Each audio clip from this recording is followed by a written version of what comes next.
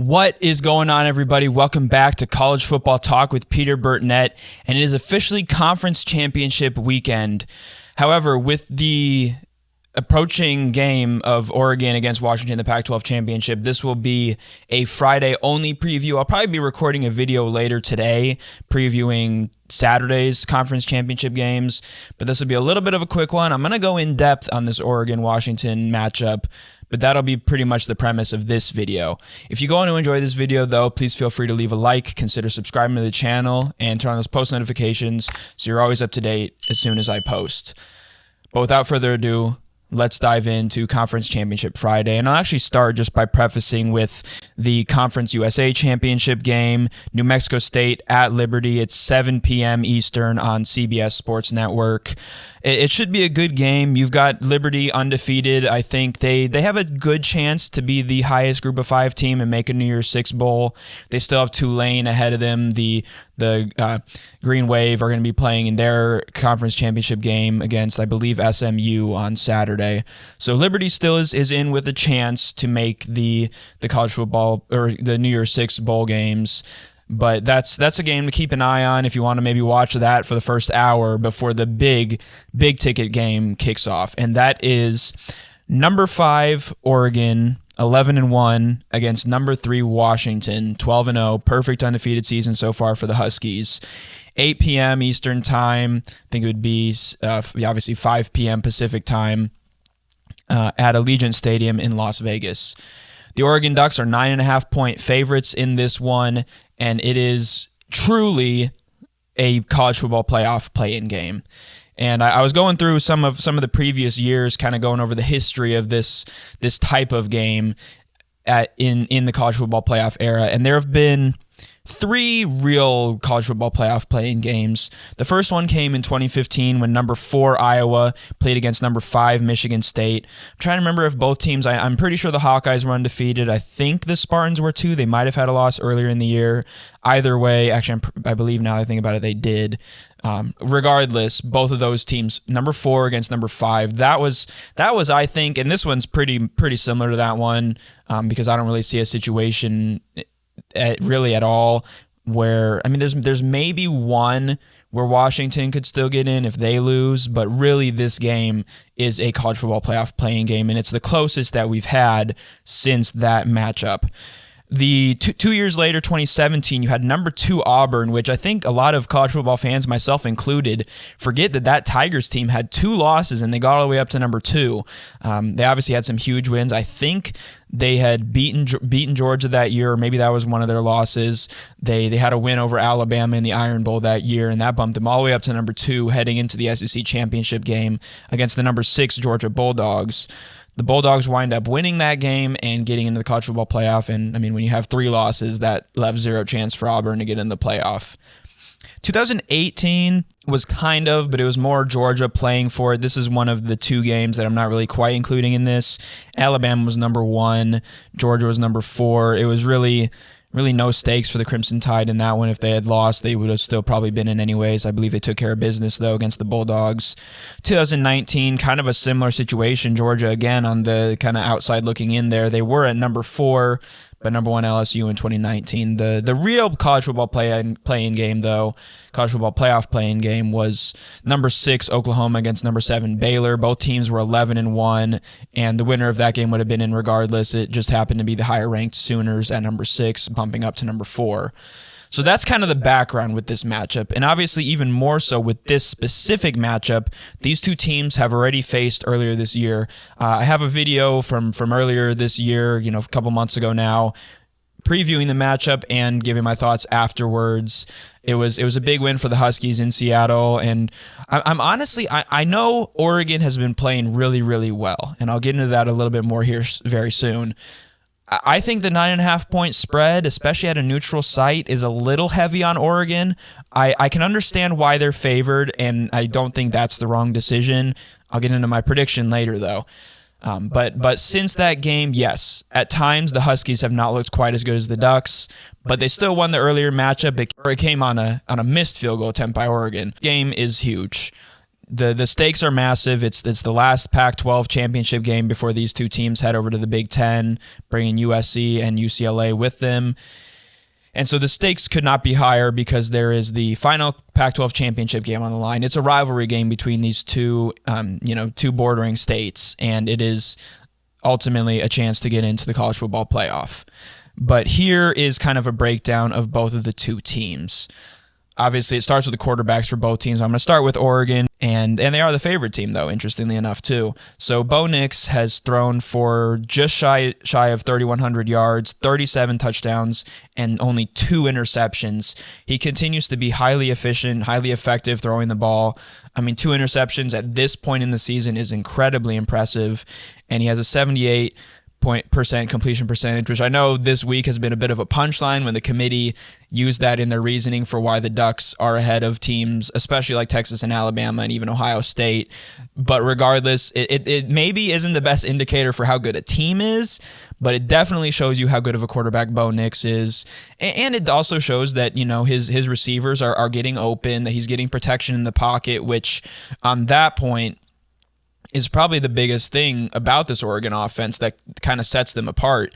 Is Nix has been sacked just 5 times this entire season. So that's less than 1 sack every 2 games. So Nix is only getting sacked, again, once every 2 games. He was sacked once in the previous matchup by Washington defensive end, I think, Adefuan Ulo-Foshio, I hope I said that right, who is one of the top sack leaders for the Huskies this year. So that was the 1 sack. One of his only 5 this entire season was in that loss to Washington earlier. Some of his options to throw to, some of his weapons: Troy Franklin, 77 for 1,349 yards, 14 touchdowns. Tez Johnson, 70 for 942 and 9 touchdowns. Gary Bryant Jr. is another option. Terrence Ferguson, the tight end. And then out of the backfield, he passes this to them sometimes too, but it also adds, I think, a little bit more of a dual threat aspect to the Ducks offense, maybe a little bit more than what the Huskies have had at times. Is Bucky Irving at running back, 163 carries for just over 1,000 yards and 10 touchdowns, and Jordan James has 93 carries for 661 and 10 touchdowns. So it's kind of a dual threat offense. It leans toward the pass, less so than Washington does. It's still one of the top ranking offenses in college football. In that game against the Huskies earlier this year, the Ducks were able to move the ball and ultimately put themselves in a chance to tie the game. As I mentioned earlier, the missed field goal proved to be decisive, though, on the final play of the game. So if it comes down to a field goal again, it's certainly something to keep an eye on. Oregon potentially maybe will be, Dan Lanning offensively will be a little bit more aggressive, trying to go for 6 instead of just 3. But I think he certainly won't be letting that end of game last time affect his decision making, because in that situation that was the right call. You're not gonna, especially in a game with those high stakes, you're not, very, very rarely are you going to go for the jugular and just go for the straight up win. That was obviously the correct call then, to go for the field goal. But offensively, on the other side of the field, you've got the Washington Huskies, and you've got another Heisman contender along with Nix in Michael Penix Jr. He's thrown for literally 1 yard shy of 3,900 yards, 3,899, 32 touchdowns, 8 interceptions. So he's been a little bit more, I wouldn't even say prone interceptions, but he's been picked off obviously more than Nix has, probably in part due to the fact that he is throwing more often. But regardless, there is a disparity there between the interception numbers and even the touchdowns. Bo Nix has 5 more passing touchdowns, even though the Ducks, overall don't pass quite as much as the Huskies. Certainly when it comes to the red zone or getting a couple deep throws, Nix has gotten a few more touchdowns than Penix. But Michael Penix Jr.'s main weapon is a Biletnikoff finalist in Rome Odunze, who has 73 catches, 1,326 yards, and 13 touchdowns. Jalen Polk is another weapon who's actually been shut down the last 2 weeks. 0 catches, obviously 0 yards. I don't know if he's been battling an injury. I'll have to put that in post. I think maybe he's just been shut down a little bit. 55 catches for 943 yards. I think both him and Odunze caught over 100 yards receiving in the previous matchup.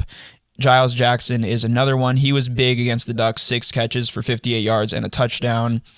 The offensive line has allowed 8 sacks. So again, very comparable to the Ducks, a little bit more allowed. They also allowed just 1 sack in the previous matchup, which I think it was Brandon Dorlus, who is the team's team leader with 5 sacks. And I'll touch on him a little bit more later, but he's also been an important piece, even in the passing game as well, with 7 pass deflections. And then finally, the running back, Dylan Johnson. Unlike Oregon, it's more of a one-man show in the running attack, 173 carries, 961 yards, and 12 touchdowns. So he's certainly an option. There have been a couple of games this year where Johnson has been the go-to guy, I think, especially against, I believe, Oregon State was maybe the game that they leaned on him a little bit more with the rainy weather in Corvallis. But both of these offenses are what set these two teams apart. But I think both teams also maybe underrated. I think either way, they both have really good defenses that have gotten them through games. For Oregon, I think it's created a little bit more, wider margin of victory. And for Washington, it's allowed them to maybe get by in games where their offense was a little bit lackluster or just kind of struggled to get the ball moving. But both of these teams have solid defenses as well. For Washington, they have 19 team sacks. So obviously it's a case where Oregon has been really good at stopping it, and Washington isn't getting a ton of sacks. It's not a bad number, but more so I think it's their pass defense. You've got Jabbar Muhammad, 9 pass deflections, 3 interceptions. Dominique Hampton is the leading tackler with 88 total, 4 pass deflections, 2 INTs. Michelle Powell, 2 interceptions, 6 pass deflections, and then a couple other cornerbacks who either play on the outside or in the slot are Thaddeus Dixon and Elijah Jackson. And then I mentioned him briefly earlier, but Adefuan Ulo Foshio has 50 total solo tackles and 3 sacks kind of on the defensive line. So this Washington defense is really, they rely heavily in the Pac-12, of course. Still a very pass-friendly conference for this final year. And so, those guys you see a lot of the stats from the cornerbacks and DBs because they're the ones, even if they don't force an incompletion, which is also a stat that doesn't show up even in these pass deflections, they're often the ones getting the tackles because that's where the play is ending. It's a pass, maybe whether it's a slant or a pass down the field, regardless, it's a lot of the DBs are making the tackles. So that'll be a key for both defenses is that those DBs are making those tackles when they need to minimize plays from, instead of going for 5 yards, plays where a receiver can make a broken tackle and it goes for 20, 30, 40. So that'll be obviously the key in what should be a pass-heavy game, especially in Allegiant Stadium. Weather won't be an issue with the roof there. So I'm sure the ball will be flying around on the field tonight. And then on Oregon's defense, you've got Evan Williams, 71 total tackles, 41 solo tackles, 4.5 sacks, and a pass deflection. So he's kind of a versatile option. I think he plays as a DB, but is kind of a bit of a Swiss Army knife in terms of being able to come up and get a few sacks. Another guy, Kyrie Jackson, 7 pass deflections, 2 interceptions. Nico Reed, 6 pass deflections. And then the guy who made there was 1 interception thrown by Penix in the matchup between these two teams previously, and that was made by Jalil Florence. So he'll be certainly somebody to keep an eye on because he's made a play previously against these Huskies. So keep an eye on Jalil Florence for the Ducks. And then finally, just a couple of other guys. I mentioned Dorlus. He has been the difference maker, I think, at times for this Oregon defense at defensive end. He has the 5 sacks, which is also something that the Ducks have been better at than the Huskies and is something to keep an eye on. Again, both teams only got 1 each, but if the Ducks can get a key sack late, that could be the difference. And Dorlus has 5 of those. The team has 32 this season. And also, again, Dorlus is able to get his hand up and get into those passing lanes as well with 7 pass deflections, being able to bat the ball down at the line of scrimmage. So certainly keep an eye on Dorlus for the Oregon defense. And then one other guy, Jamal Hill, has 2 forced fumbles for the Ducks this season. So turnovers were few and far between. There was only one in that game previously, so that's something to keep an eye on as well if the Ducks are able to force a fumble and could potentially change the game and shift it. But that is a breakdown of both of these teams. Now it's time for a prediction. And like I mentioned earlier, I think that spread favoring the Ducks is a little bit generous. I think they have been playing well. I think they deserve to be favored in this game. But I do think there is something to it that like they lost the previous matchup. And I know the season changes. Both teams are playing at different levels right now. I think the confidence of being able to win that game previously and being able to also kind of pair it with this underdog mindset of being, the underdog in this game, I think will benefit the Huskies, and I think it'll allow them to kind of play freely. I mean, there certainly is pressure in this game, but I think it'll allow them to play without a little bit of that pressure. And I think the Huskies are able to get the job done again and finish off an undefeated season. I believe it'd be the first conference championship at least since 2016 when they made the playoff. And I think the Washington Huskies are able to get the job done. I think it's very close. I think it comes down to a big drive late where either they get down and score a touchdown to go ahead or get a field goal. And I'm going to go with Washington 37, Oregon 31. So very, very similar, close score to what happened last time. But I do think the Washington Huskies are able to get the job done and lock up their college football playoff spot, likely number 3. Obviously depends on what Georgia and Michigan do. But regardless, I think Washington, it'll be a purple rain in Las Vegas and a big win for the Washington Huskies. But that's it for this video. Let me know your thoughts on the Pac-12 Championship game and the other conference championships. Again, I'll record another video previewing those, especially the SEC Championship game. I'll take a quick look at the Big 12, Big 10 Championship games as well. But, those ones are not quite as big as this one between Georgia and Alabama, because I think this is also kind of a decider for who gets in. Georgia has a chance to get in even if they lose, but Alabama with a win would be in a good position with some help from other games. But thank you for watching College Football Talk. Again, if you've enjoyed, please feel free to leave a like, subscribe to the channel, and turn on those post notifications. But that's it for today. I'm Peter Burnett, signing out. Peace.